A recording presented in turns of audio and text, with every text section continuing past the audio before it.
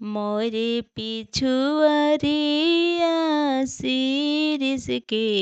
गछिया हो गरदवा उड़ी पलंग पर पड़ले हो गरदवा उड़ी पलंग पर पड़ले हो घोड़ावा चढ़ल अइलन कवनी दुल्हा हो झरदा सुहावा पलंग के गर्दा हो झरदा सुहावा पलंग के गर्दा हो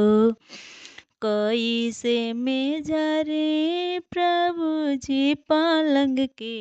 गर्दा हो पापा हमर तिलक दिहलन हो चाचा हमर दहेज दिहलन हो दान दहेज के सावल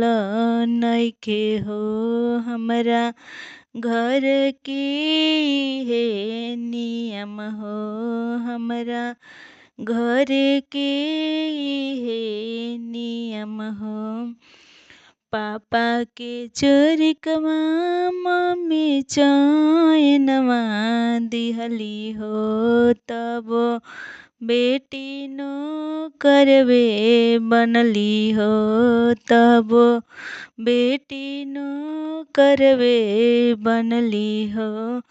भाभी से नीचुपे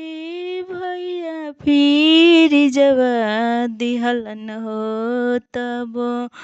बहिनी नो करवे बनली हो तब